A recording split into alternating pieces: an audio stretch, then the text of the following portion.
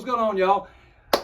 Had some carnage a few months back when I don't know, carnage is not the right word, but you guys know I test two-stroke oils, and I ran the Opti 2 in the pre-measured packet, and after doing the math, it's 100 to 1.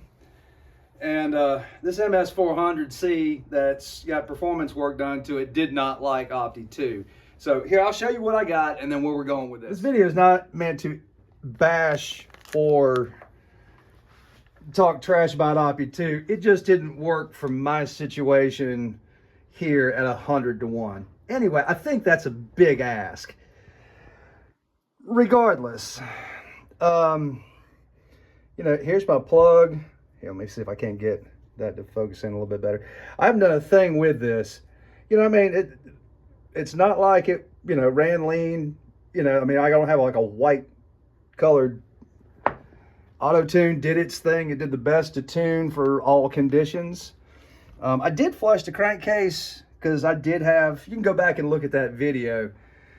But, you know, here's where we're at. You can see some of that. You know, I hope this cylinder is going to be okay. I'm going to try and Scotch Brite it after that. You know, a lot of this was caused by, what's curious is over here on this side of the piston, you know, these pistons are coated with something and it's very absorbent. Like when I try and clean these in between oil tests, you know, the staining stays in this coating and won't come off regardless of what I use.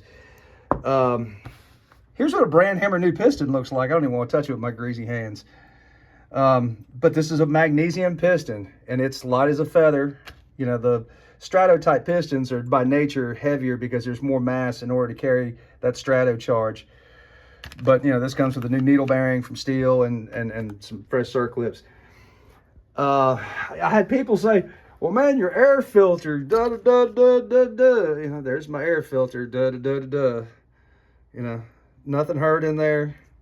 You know, this saw's probably got 40 hours on it of runtime. And unfortunately, even though I flushed the crankcase out with some mixed gas, here, let me put you in the tripod stand. I closed the door to the shop. And hopefully you can hear this. So if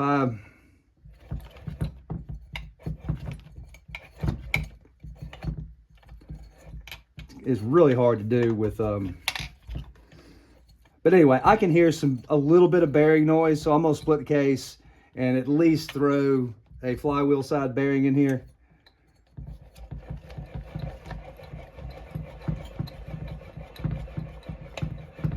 Really shouldn't be hearing that noise. Are the bearings shot? Absolutely not. Are they going to get any better? No. So we're going to replace those. Now, given that I'm a small channel and I'm getting bigger, so thanks to everybody, YouTube gives me some information that's handy to use. So this video, here's the details on it. It got 5,200 watches. It's 536 hours of watch time. I gained 12 subscribers off this video. And my income is, to date, $29. So you'll forgive me if I don't use catchy oils or something like that. I'll probably stick to, you know, better and bougie oils to test going forward until I can justify, you know, killing parts on oil. All right, I got everything stripped off of here and I got my handy dandy, you know, case splitter. These things are, you know, so nice. You really shouldn't try and split these any other way unless you've got the right tool. Ooh, don't break the gasket. There we go. Anyway, so I did want to take a look and see how these bearings were holding up and just do a little quick inspection. Yeah, I didn't get everything out of them. So, I mean, sometimes when you think you're doing the right thing, here, I'll flush the case. I flushed it twice with mixed gas. But, you know, listen, not supposed to sound like that. You know, it's possible, you know, and that's a notchy bearing. And this side over here is the OEM bearing. Let me pop this out and we'll look at both of them and make a call. Okay, here's where we are with the bearings. My clutch side bearing, it's gonna do fine. I ended up pulling the seal out of this. I just couldn't, when I was trying to clean it, I just couldn't get the debris out of here. And, you know, when I got it, you know, clean with brake clean and I spun it, it got it, you know, in some compressed air and got all the gook out of there. It still spins super sweet, no issues. The flywheel side bearing did the same thing, repeated that, and I could still, once it was just dry and clean, I could still feel a little bit of texture when I spun it. So this is gonna be trash, but on the bright side, you know, this is a $30 bearing. So that's a good save right there. I feel good about using it. You know, I don't know if the nylon helped me or hurt me, you know, as opposed to the metal cage bearing. You know, although more rigid, I think once that debris got in there, and that's what we're really talking about. You know, this failure was based on, you know, this. It's kind of hard to see without the, well, I already showed you. But, you know, you get in there and that little bit of scuffing right there, we just ended up with enough debris. You know, the tolerances in these bearings are really tight. They hate any kind of debris. And this one has still got a little hitch in it. No big deal. I mean, I keep these on hand. That's a standard size bearing. These are, they used to be $7. Now they're $12. But anyway, that's a good save. Crankshaft looks good. No issues there. So let me see what the cylinder looks like, and if we can get it cleaned up, this will be a win. All right. Just got some wore out 400 grit and just lightly roughed up the surfaces, and then, you know, wrap this piece of red Scotch-Brite, which is like their fine, and a little bit of WD-40. Cylinder looks like a champ. I think we're in good shape.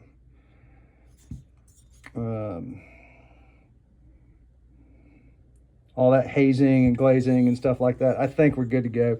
I'll give this a good final clean before everything gets puts back together, but it's the end of the day, and I just wanted to make sure that I didn't need to order any more parts. What a pain in the ass. Look at all this. Anyway, you know, beats the hell out of the replacement cost of a $1,000 chainsaw. And labor's free. Anyway, I hope you guys enjoyed this. Here, let's do with some final closing thoughts, and we'll wrap it up. All right, that brings us to the end. And I think we can actually do like a two-part video on this. Obviously, I'll do a little quickie on putting this back together, and then we'll go run it and break it in.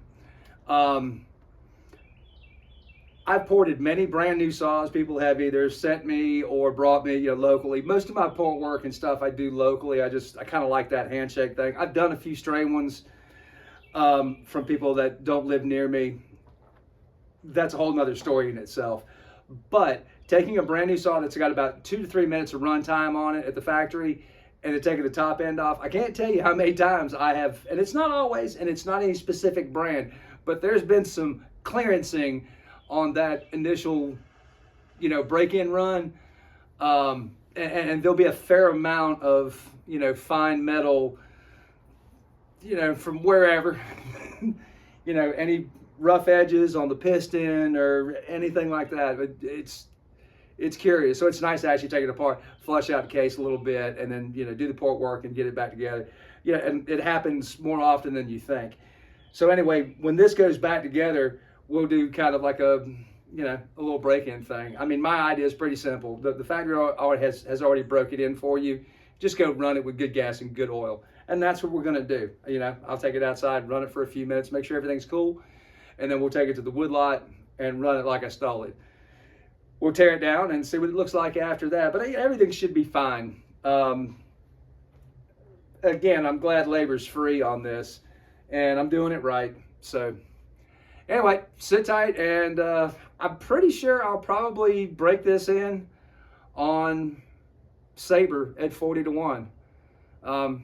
Again, I can't stress how good of an oil that is, and it's a great value too. You know, I think if, as long as you don't have to, you know, order it online and pay shipping, if you can find a local dealer that has AMs, you know, I think a quart retails like 15 or 16 bucks, even at today's prices. I think it, you know, retail used to be 12 or 13 bucks or something like that. Hell of a good oil. All right. Thanks for sticking with me. Hope you're here at the end, and I'll see you on the next one.